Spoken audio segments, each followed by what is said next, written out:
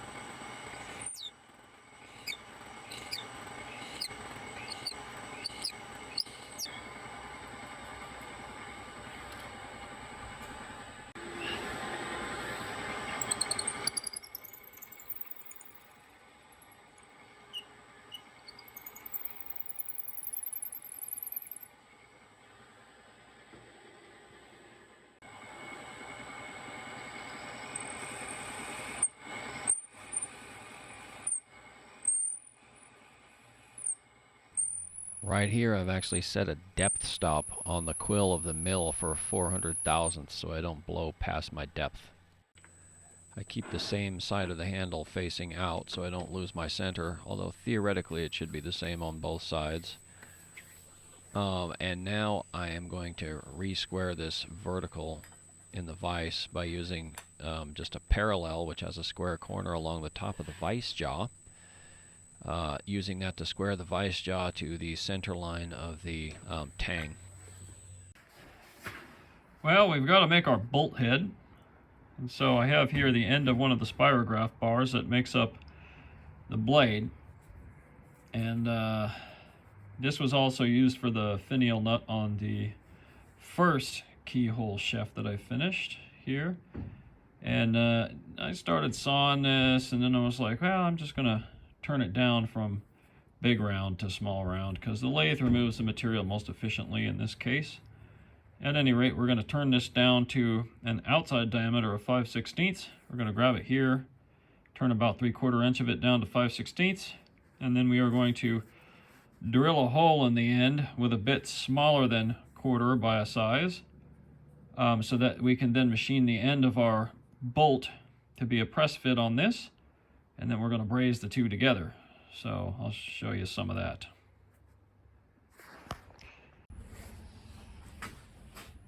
Here's the result of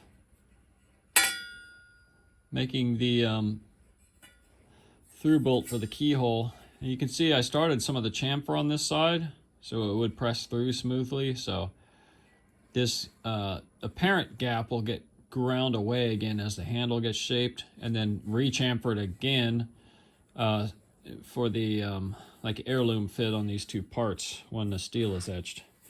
But at any rate, here we are having fit this up, and this has pretty good concentricity. It's hard to get the angle right with the camera here. There's not a big visible glue gap that's going to happen, so that's always nice. But let's take it apart real quick.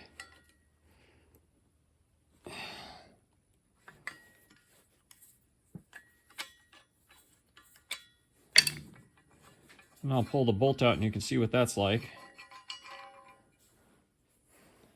So this is a mild steel 1/4 by 20 bolt. And then I turned a nut out of that spirograph Damascus, or just turned a piece, counterbored the end, press fitted onto the end of the bolt here, and then brazed them together. You can see the brass in there. And then later I'll heat treat this bolt end, just so it etches right, without getting it up hot enough to melt the brass again. And then so that goes down in there to that counterbore. You can see the corner, and it catches about 4 threads when it's fully in, so adding lots of strength and putting the whole thing in compression. The bolt's in tension, the handle is in compression when it's finally glued up. And that is super solid. So next thing is handle shaping. Yep. Part way through the shaping process, 36 grit, grinding some taper to the front of the bolster on it. Starting to blend it around a little bit here and there. The fit look is improving as we get down past the edge chamfers a bit. Feels nice and solid. Now we got to make sure to keep an air compressor, air nozzle on hand right next to the grinder, so we can blast this bolster with air and keep it kind of cooled off while we're shaping it. We can't use water for this, so it'll speed you up if you can use air. Here we have the handle fresh off the grinder. It's got fairly flat sides, blended corners all the way around, a slightly tall oval shape overall. The end of the handle will get finished after etch, glue up, and all that.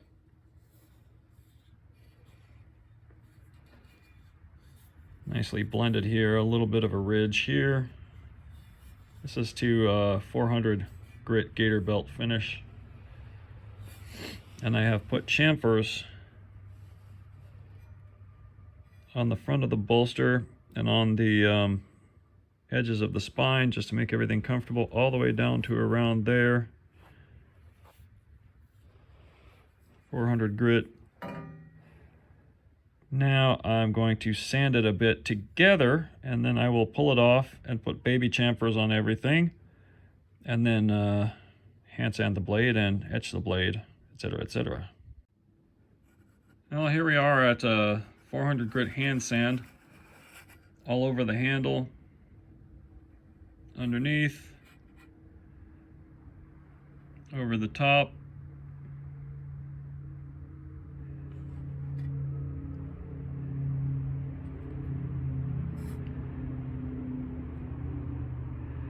The wood looks good. There's no voids in it. I'm real happy about that. And so now I'm going to push it back apart, and it will be apart now until I put it back together with glue. So the baby chamfer has been installed. You can see both the wood and the metal have been slightly sanded. I used a combination of the belt sander and some stones. And in here I used a carbide burr, just held it in my hand to just break the corner on everything, because if this ever shrinks even a little bit and this hadn't been done, you would feel sharp edges on this bolster material. You wouldn't want that. So there's the baby chamfer installed. And that looks really nice in my opinion with an etch. And we're going to take it apart, sand the blade. The blade is out to 400 grit, hand sanded, bolster, spine, everything, 400 grit hand sanded. And here we have the logo etched. And then I painted inside the circle with nail polish. We're going to wait for that to cure, and then the blade is going to get etched in ferric and then coffee.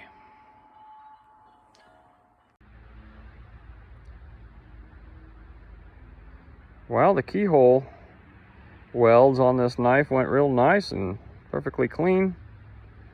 Got it up to Rockwell 61 to 62 with 15N20, 1080, all hardenable alloys. 4-bar spirograph Damascus capped with W's, and integral bolsters of little wing pattern Damascus. Rounded spine, rounded heel for comfort. Compound grind. Next, I just got to put the stabilized box elder keyhole handle insert in, and then put the through tang with the spirograph Damascus nut, and then we'll have a video of all of that for you. Tough to find the best light to look at a piece of wood in, but I think this shadow outdoor bright daylight is working to kind of pop the general colors of this thing.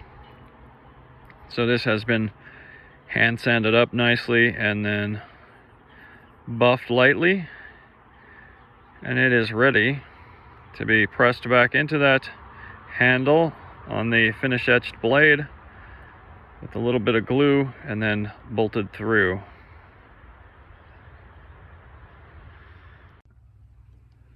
Handle is completely done, so let's take a look at this in some variable lighting here, so we can get some of the shine and color, but then the contrast too. So the keyhole joint turned out awesome after glue. Looks just like I want, all the way around.